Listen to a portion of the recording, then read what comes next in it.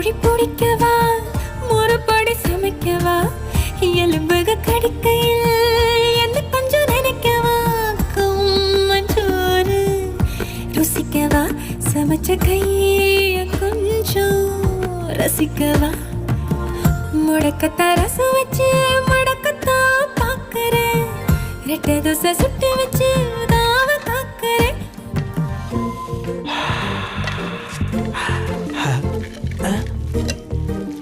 என்னப்பா அது களியும் மிளகாயும் வச்சிருக்க? உள்ளுக்குள்ள இருந்து எக்கு தப்பா என்னென்னமோ வாசனை வந்துச்சே. உனக்கு மூக்கு கெட்டு போச்சுப்பா, சாப்பிடு. மூக்கு கெட்டு போச்சா? சரிதான். முக்கண்ணே